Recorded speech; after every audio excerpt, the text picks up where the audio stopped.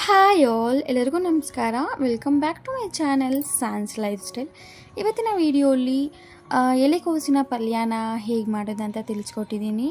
ಮನೆಯಲ್ಲಿ ಚಪಾತಿ ಮಾಡಿದಾಗ ಒಂದೇ ರೀತಿ ಪಲ್ಯ ತಿಂದು ಬೇಜಾರಾಗಿದ್ದರೆ ಈ ರೀತಿ ಒಮ್ಮೆ ಟ್ರೈ ಮಾಡಿ ನೋಡಿ, ತುಂಬಾ ರುಚಿಯಾಗಿರುತ್ತೆ. ಚಪಾತಿ ಜೊತೆ ಅಂತೂ ಪರ್ಫೆಕ್ಟ್ ಕಾಂಬಿನೇಷನ್ ಅಂತಲೇ ಹೇಳ್ಬೋದು. ಒಮ್ಮೆ ಟ್ರೈ ಮಾಡಿ ನೋಡಿ.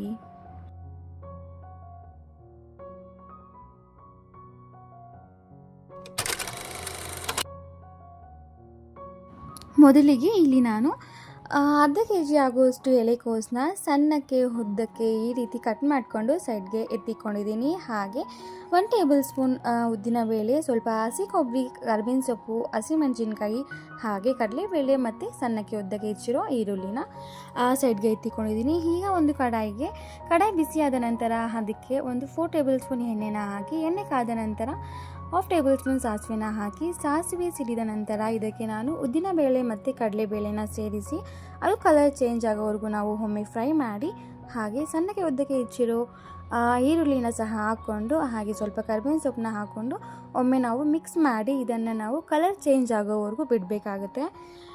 ನೆಕ್ಸ್ಟ್ ಇಲ್ಲಿ ನಾನು ಇದಕ್ಕೆ ಮಸಾಲೆಯನ್ನು ಪ್ರಿಪೇರ್ ಮಾಡ್ಕೋತಾ ಇದ್ದೀನಿ. ಒಂದು ಮಿಕ್ಸಿ ಜಾರ್ಗೆ ಹಸಿ ಕೊಬ್ಬರಿನ ಹಾಕ್ಕೊಂಡು, ಹಸಿ ಮೆಣಸಿನ್ಕಾಯಿನ ಸಹ ಹಾಕ್ಕೊಂಡು, ಹಾಗೆ ಸ್ವಲ್ಪ ಕರಿಬೇವಿನ ಸೊಪ್ಪು ಮತ್ತು ಜೀರಿಗೆನ ಸಹ ಬೇಕಂದರೆ ನೀವು ಹಾಕ್ಕೊಂಡು ಇದನ್ನು ಗ್ರೈಂಡ್ ಮಾಡ್ಕೋಬೋದು. ನಾನಿಲ್ಲಿ ತರತರಿಯಾಗಿ ಗ್ರೈಂಡ್ ಮಾಡಿಕೊಂಡು ಸೈಡ್ಗೆ ಎತ್ತಿಕೊಂಡಿದ್ದೀನಿ.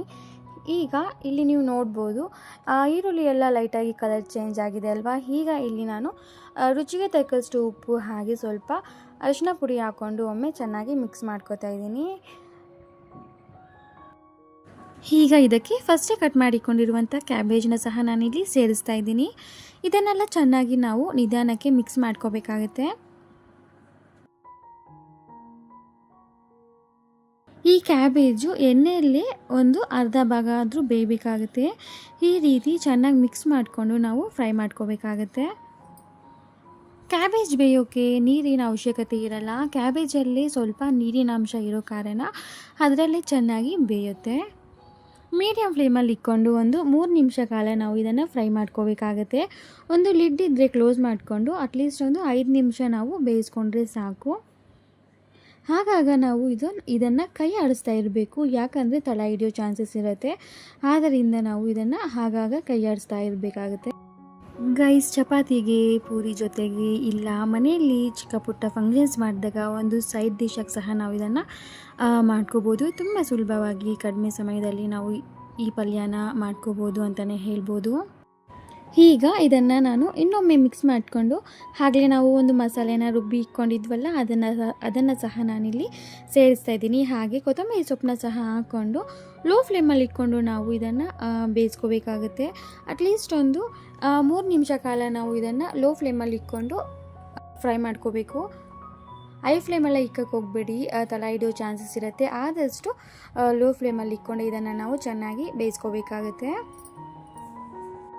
ಅಷ್ಟೇ ಗಾಯ್ಸ್, ಕ್ಯಾಬೇಜ್ ಪಲ್ಯ ರೆಡಿ ಅಂತಲೇ ಹೇಳ್ಬೋದು. ಲಾಸ್ಟಲ್ಲಿ ಸ್ವಲ್ಪ ಸಣ್ಣಕ್ಕೆ ಹೆಚ್ಚಿರೋ ಕೊತ್ತಂಬರಿ ಸೊಪ್ಪನ್ನ ಹಾಕ್ಕೊಂಡು ಮಿಕ್ಸ್ ಮಾಡಿಕೊಂಡ್ರೆ ತುಂಬ ರುಚಿಕರವಾದ ಎಲೆಕೋಸಿನ ಪಲ್ಯ ರೆಡಿ ಅಂತಲೇ ಹೇಳ್ಬೋದು.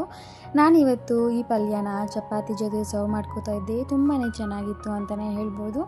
ನೀವು ಒಮ್ಮೆ ಟ್ರೈ ಮಾಡಿ ಅಂತ ಹೇಳ್ತಾ, thank you so much guys for watching the full video with lots of love. Bye bye.